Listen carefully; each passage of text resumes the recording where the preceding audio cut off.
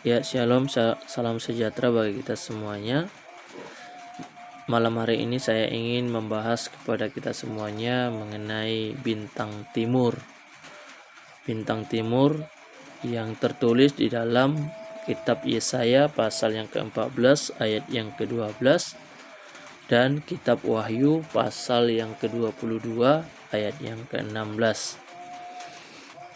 Ya, yang pertama kita akan lihat Yesaya 14 ayat yang ke-12 dikatakan, "Wah, engkau sudah jatuh dari langit, hai bintang timur, putra fajar, engkau sudah dipecahkan dan jatuh ke bumi, hai yang mengalahkan bangsa-bangsa." Oke, kita akan garis bawahi di sana, hai bintang timur, seperti itu. Dan yang kedua, di dalam kitab Wahyu pasal yang ke-22 ayat yang ke-16 dikatakan, "Aku, Yesus, telah mengutus malaikatku untuk memberi kesaksian tentang semuanya ini kepadamu bagi jemaat-jemaat. Aku adalah Tunas, yaitu keturunan Daud, bintang timur yang gilang gemilang." Di sana ada dijelaskan tentang bintang timur yang gilang gemilang, seperti itu. Nah, di Yesaya pasal yang ke-14 ayat yang ke-12 ini seringkali ya bintang timur ini diarahkan kepada iblis, seperti itu. Dan di kitab Wahyu pasal 22 ayat yang ke-16 tadi, yaitu bahwa Yesus mengaku dirinya adalah juga bintang timur. Lalu ketika muncul dua hal ini di dalam dua kitab ini, seringkali ada sebagian orang yang bisa memahami, ada sebagian orang yang bingung untuk menjelaskan hal ini seperti itu.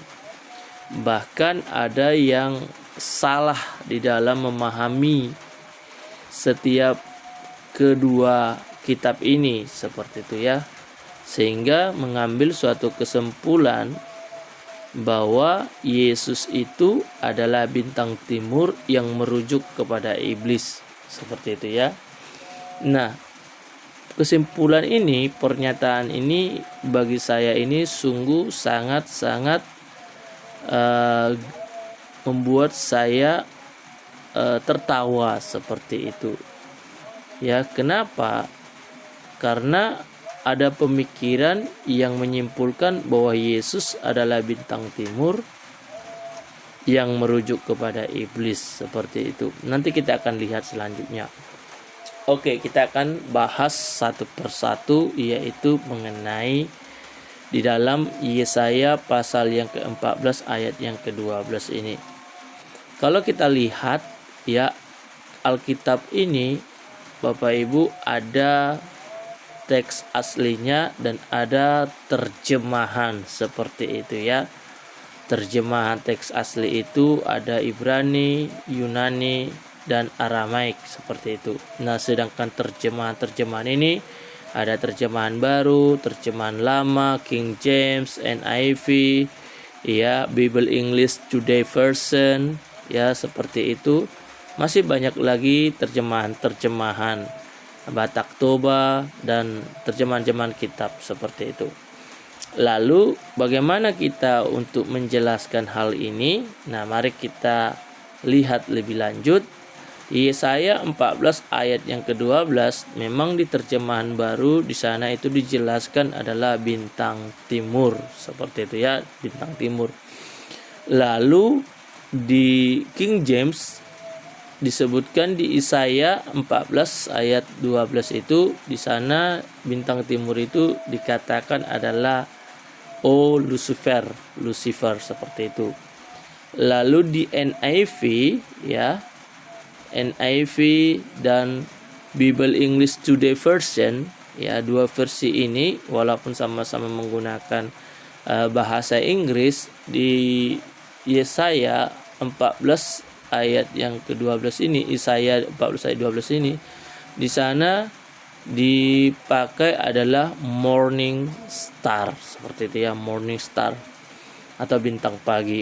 Nah, kalau di dalam terjemahan ya, terjemahan lama itu disebut adalah bintang kejora, seperti itu ya. Lalu bagaimana kita untuk memahami lebih lanjut tentang bintang timur yang tertulis di dalam Yesaya pasal 14 ayat yang ke-12 ini? Ya, kita akan melihat di dalam teks asli dari ayat tersebut supaya kita jangan salah di dalam memahami Alkitab, seperti itu. Nah, kalau di dalam bahasa Ibrani ya, kata bintang timur itu dikatakan adalah Heilel ben Syakar, seperti itu ya, Heilel seperti itu, atau Helel seperti itu ya. Nah, Heilel atau Helel ini itu artinya adalah yang bercahaya, yang bercahaya.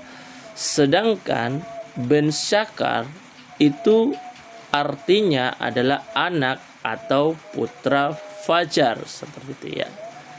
Itulah arti dari kata tersebut di dalam teks aslinya. Nah, kalau Heilel ben Syakar artinya yang bercahaya, anak putra fajar, seperti itu. Nah, kita akan lihat di dalam bahasa teks bahasa Yunani, bintang timur itu dikatakan di sana adalah ho he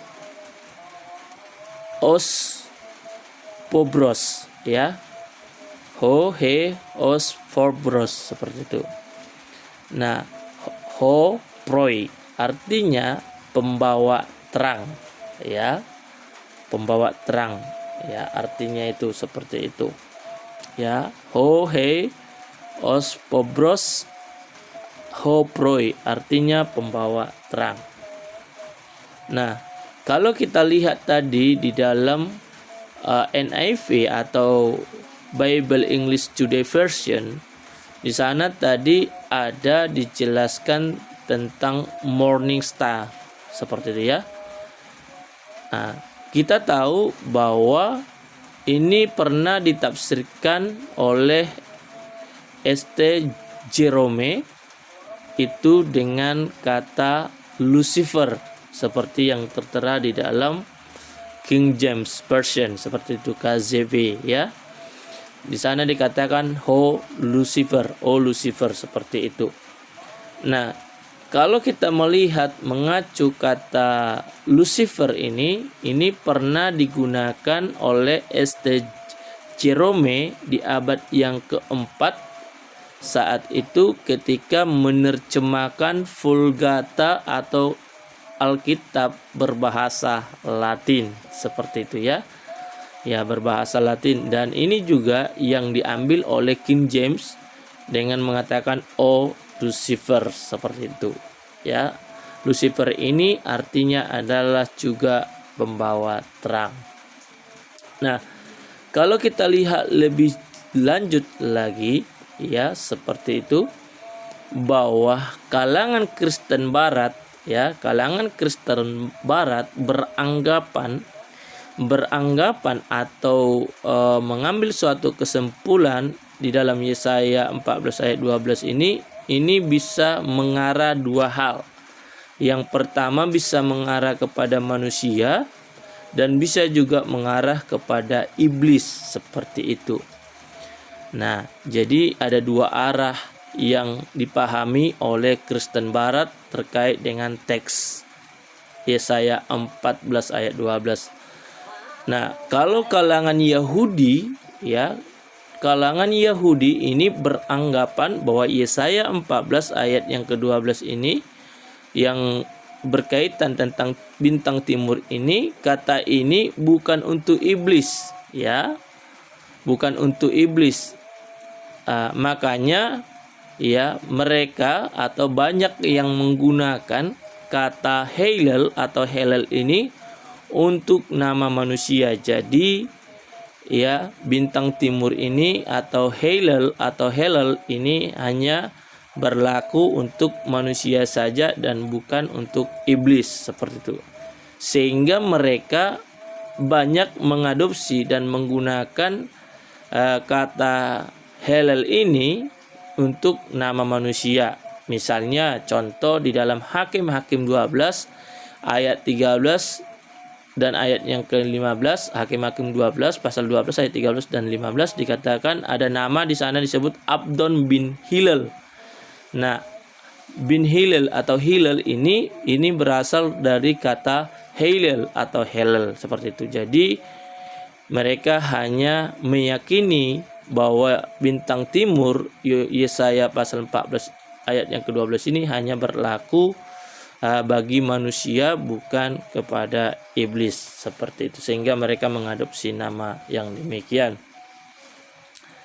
Nah, kalau kita melihat lebih lanjut bahwa kata Helel atau Helel seperti itu dihubungkan dengan nama Lucifer, ya, dan iblis hanya tafsiran semata, ya. Jadi mereka hanya menganggap hanya tafsiran semata, bukan arti dari teks aslinya, seperti itu. Nah, nanti akan kita lihat perbedaan penafsiran antara kalangan Kristen dengan kalangan Yahudi, seperti itu, ya. Nah, kalau kita sudah memahami hal ini di dalam dua perspektif ini, ya, memang ada baiknya, ya, nama ini Helel atau Helel ini itu ditujukan kepada manusia, bukan kepada iblis. Nah, bagaimana dengan kitab Wahyu pasal 22 ayat yang ke-16 ini? Di sana dikatakan bahwa Yesus disebut bintang timur yang gilang gemilang, ya. Dalam King James atau bahasa Inggris dikatakan di sana the bright and morning star, ya. The bright and morning star. Kalau di dalam Textus Receptus, ya, dalam TX, ya, TR dikatakan Hoaster Hol Lapros Kai or Trinos, seperti itu. Artinya bintang yang bercahaya dan pagi hari, seperti itu, ya. Makanya di dalam teks asli ini, Yunani ini, Textus Receptus, ya, dikatakan Yohanes 18 ayat 12, akulah terang dunia, ya. Kalau di dalam teks aslinya dikatakan ego eimi tou kosmo, seperti itu. Kalau di dalam King James atau NIV dikatakan I am the light of the world, seperti itu, ya. Nah, jadi kalau kita pahami di dalam firman Tuhan ini, antara pemahaman kalangan Kristen Barat dengan kalangan Yahudi ini sebenarnya tidak menjadi permasalahan atau problem. Kenapa? Hanya ada sedikit perbedaan tafsir, seperti itu. Perbedaannya di mana bahwa orang Kristen Barat meyakini akan kitab Perjanjian Baru, sedangkan orang Yahudi tidak menerima kitab Perjanjian Baru sebagian, seperti itu. Sebagian orang Yahudi tidak menerimanya. Nah, lalu bagaimana kita memahami akan kedua ayat ini, seperti itu, ya. Bagaimana kita memahami kedua ayat ini? Kalau berbicara tentang bintang di timur, di dalam Yesaya 14 ayat 12 ini, kenapa ayat ini bisa menjadi mengarah ke dua arah, bisa kepada manusia, bisa juga kepada iblis, seperti itu. Nah, kalau melihat di dalam konteks dari pasal yang ke-14 ayat yang ke-12 ini, sebenarnya kata bintang timur ini ya digunakan itu sebagai ejekan untuk gelar Raja Babel saat itu ya. Kalau kita lihat di dalam Yesaya pasal 14 ayat yang keempat dikatakan, maka engkau akan memperdengarkan ejekan ini tentang Raja Babel dan berkata. Jadi ayat yang ke-12 dikatakan, wah engkau sudah jatuh dari langit, hai bintang timur putra fajar, engkau sudah dipecahkan dan jatuh ke bumi, hai yang mengalahkan bangsa-bangsa. Jadi kalimat atau kata bintang timur ini hanya sebagai ejekan yang diarahkan saat itu kepada Raja Babel, di mana yang dalam kemuliaan dan kebesarannya menempatkan dirinya menempatkan diri di antara ilah-ilah lain, seperti itu. Bahkan nama ini tepat karena pada saat itu kebudayaan Babel dimulai pada saat terbitnya sejarah dan mempunyai hubungan dengan astrologi yang kuat sehingga menggunakan bintang timur. Nah, orang Babel dan Asyur saat itu menganggap bintang timur itu sebagai dewa dan disebut juga dengan Belit dan Isitar, seperti itu ya. Mereka menganggap itu sebagai dewa. Bahkan beberapa ahli beranggapan sebutan putra fajar yang tertulis di dalam Alkitab bisa mungkin dihubungkan dengan bulan sabit. Bahkan ada juga ahli-ahli lain yang mengatakan dan menghubungkannya dengan planet Jupiter. Nah, apapun itu pendapat para ahli, yang pastinya kalau kita melihat di dalam kebenaran firman Tuhan ini bahwa bintang timur itu diarahkan kepada manusia, yakni kepada Raja Babel sebagai ejekan atas ketika dia memerintah saat itu. Nah, lalu bagaimana bisa mengarah ini kepada iblis? Nah, kita tahu bahwa orang Kristen secara umum meyakini Alkitab Perjanjian Lama dan Perjanjian Baru. Artinya orang Kristen secara umum meyakini kitab Kejadian sampai dengan Wahyu adalah firman Allah sepenuhnya. Nah, berbeda dengan orang-orang Yahudi, mereka hanya meyakini kitab Perjanjian Lama saja tanpa menerima kitab Perjanjian Baru.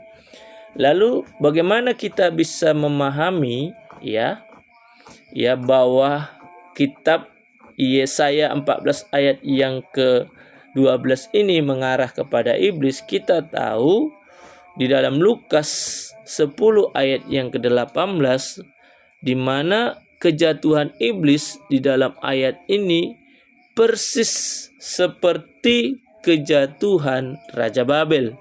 Sama persis seperti Raja Babel kejatuhan iblis ini. Nah, alasannya itu ada di dalam Yesaya pasal yang ke-14 ayat yang ke-13 dan 14. Engkau yang tadinya berkata dalam hatimu, aku hendak naik ke langit, aku hendak mendirikan tahtaku mengatasi bintang-bintang Allah, dan aku hendak duduk di atas bukit pertemuan jauh di sebelah utara. Aku hendak naik mengatasi ketinggian awan-awan, hendak menyamai yang maha tinggi. Artinya kejatuhan iblis dalam Lukas 10 ayat yang ke-18 ini sama persis seperti Raja Babel. Alasannya di dalam Yesaya 14 ayat 13 dan ayat yang ke-14 ini bahwa di sana juga dijelaskan di dalam Wahyu pasal yang ke-9 ayat yang pertama ini dikatakan bahwa Yohanes juga melihat sebuah bintang yang jatuh dari langit ke atas bumi, dan kepadanya diberikan anak kunci lubang jurang maut yang mengarah itu kepada iblis, seperti itu. Bahkan di dalam kitab Wahyu, kalau kita bandingkan kitab Wahyu pasal 12 ayat 9, di sana dijelaskan iblis atau Satan itu dilemparkan ke bawah dan ke bumi, seperti itu. Nah, seperti itulah gambaran kejatuhan Raja Babel yang tertulis di dalam Yesaya 14 ayat yang ke-13 dan ayat yang ke-14 itu, seperti itu ya, yang Yesaya 14 ayat 12 seperti itu. Nah, bahkan kalau kita melihat selain dari karakter sifat dari Raja Babel dan iblis itu juga persis sama seperti itu, di mana mereka hendak ingin mendirikan tahta. Mereka juga hendak naik ke langit, ingin menyamai yang maha tinggi, sombong, angkuh, dan lain sebagainya, seperti itu. Nah, makanya orang Kristen Barat secara umum bahwa Yesaya pasal yang ke-14 ini, ayat yang ke-12 ini bisa mengarah kepada iblis itu sendiri. Dan apapun itu alasannya, yang pastinya bahwa Yesus adalah bintang timur sesuai dengan kitab Wahyu. Dan kalau kita melihat juga Yesaya 14 ayat yang ke-12 ini, bintang timur yang dimaksud di sana adalah Raja Babel itu sendiri. Lalu kalaupun itu diarahkan kepada iblis, itu karena ada kesamaan sifat dan karakter, dan ada ciri khas bentuk yang sama dalam kejatuhannya bersama dengan iblis itu sendiri. Nah, jadi teman-teman, Yesus itu adalah bintang timur itu yang sesungguhnya, yang gilang gemilang ya. Jadi itu harus kita pahami dan kita harus mengerti. Dan Yesus itu bukan iblis. Kalau Yesus itu adalah iblis, yang dimaksud adalah bintang timur itu sendiri, bagaimana kita mau bisa memahami Alkitab ketika ketika Yesus diperhadapkan dengan pencobaan di padang gurun? Bagaimana iblis itu mencoba Yesus? Kalau Yesus itu adalah bintang timur yang merujuk kepada iblis, masa iblis mencobai iblis? Kan tidak masuk akal. Nah, yang pastinya Yesus itu bintang timur, dan Yesus itu bukan iblis. Yesus itu adalah manusia sepenuhnya. Nah, ini harus perlu dipahami. Jadi pahamilah firman Tuhan sesuai dengan konteks dan sesuai dengan ayat-ayat firman Tuhan. Tuhan Yesus memberkati. Shalom.